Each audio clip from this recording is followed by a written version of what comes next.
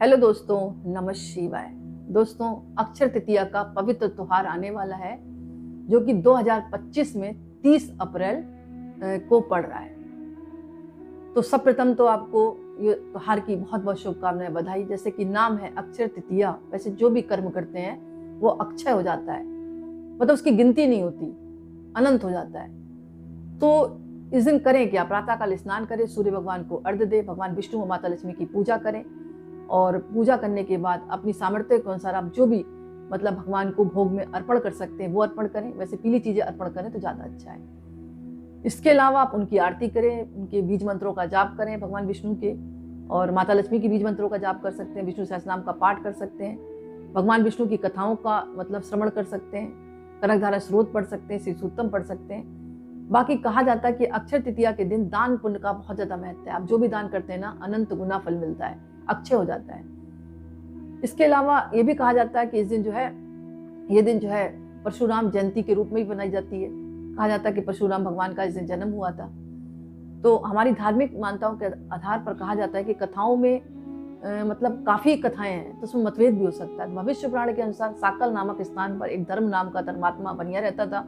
धर्मपरायण था, सत्यवादी था और दयालु बनिया बड़ा निधन था, जिस कारण वह सदा परेशान और चिंतित रहता था। परंतु अक्षय तृतीया को उसका एक नियम था, गंगा के तट पर जाकर पितरों के नाम से तर्पण करता था और उनके नाम से कुछ ना कुछ जरूर मतलब साध वगैरह करता था। घर आकर अन्न, सत्तू, चावल, चीनी आदि का पात्र भर लेता था। वस्त्र और दक्षिणा के साथ किसी ब्राह्मण को सच्चे भाव से संकल्प के साथ जरूर देता था। उसका नियम था। जीवन में उसकी परेशानियां तो समाप्त नहीं हुई, परंतु कुछ समय बाद उसका देहांत हो गया। उसका अगला जन्म कुशावती नगरी के साधन संपन्न क्षत्रिय परिवार में माना जाता है। अक्षय तृतीया पर किए गए शुभ कर्मों के प्रभाव से बड़ा रूपवान बना, धर्मपरायण बना, परोपकारी राजा बना। उसने अपने राज्यकाल में भी ब्राह्मणों को अन्न, भूमि, गाय, स्वर्ण का दान किया। उसे अपने पूर्व जन्म में किए गए सत्कर्मों का फल अक्षय फल के रूप में मिला। जो लोग अक्षय तृतीया पर शुभ कर्म करते हैं उनके पुण्य कर्मों का भी कभी क्षय नहीं होता, ये कहा जाता है। इसके अलावा अक्षय तृतीया की बहुत ज्यादा महिमा है। इस दिन कहा जाता है कि सतयुग और त्रेता युग का आरंभ हुआ था। सृष्टि के रचयिता श्री ब्रह्मा जी के पुत्र अक्षय कुमार का भी अवतरण हुआ था इस दिन।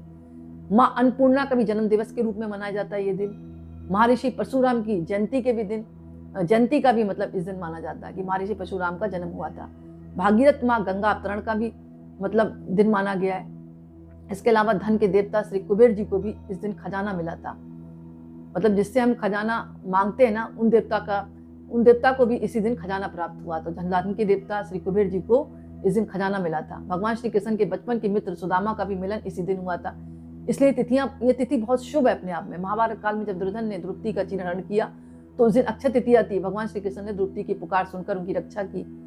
इसके अलावा चारों धाम की यात्रा का मुख्य स्थल श्री बद्रीनाथ मंदिर के कपाट भी श्री अक्षय तृतीया को ही खुलते हैं। तब लाखों की संख्या में भक्त मंदिर में श्री बद्रीनारायण जी के दर्शन करते हैं। यह भी कहा जाता है कि इस दिन भक्तों के लिए वृंदावन के श्री बांके बिहारी जी की जो प्रतिमा है ना, वहां उनके चरणों के दर्शन मतलब इसी दिन होते हैं। मतलब इस दिन मंदिर खुलता है, ऐसा कहा जाता है। उनके चरणों के दर्शन जो है इसी दिन होते हैं। तो इतनी सारी चीजें एक दिन में है, तभी इस तिथि को अक्षय कहा जाता है।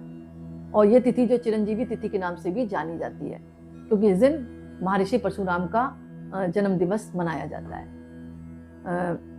तो इस तरह इस तिथि का बहुत ज्यादा महत्व है। इस दिन आप कुछ भी दान पुण्य करते हैं उसका अक्षय हो जाता है। तो अच्छे कार्य करें, मंत्र का जाप करें, पूजा पाठ करें और माता लक्ष्मी की पूजा करें, भगवान विष्णु की पूजा करें, दान पुण्य करें। जल से भरा मटका दान कर सकते हैं, पंखा दान कर सकते हैं, फल दान कर सकते हैं, गौ का दान कर सकते हैं, कन्या दान कर सकते हैं। इसके अलावा आप जो भी मतलब स्वर्ण दान कर सकते हैं, चांदी दान कर सकते हैं। मतलब अपनी सामर्थ्य के अनुसार जो भी दान करते हैं वो अक्षय हो जाती है। तो इस दिन आप दान जरूर करें।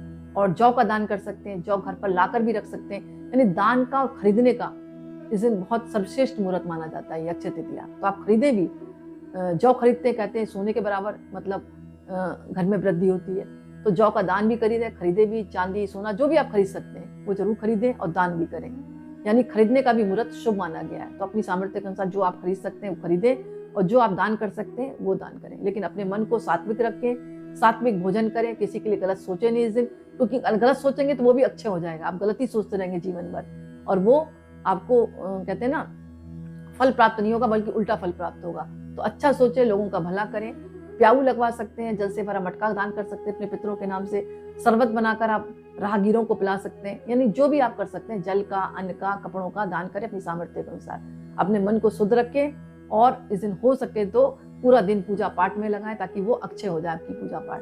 तो दोस्तों छोटा सा वीडियो था, मुझे आशा कि आपको पसंद आया होगा। पसंद आए तो लाइक करें, कमेंट्स में नमः शिवाय जरूर लिखें। बहुत बहुत धन्यवाद।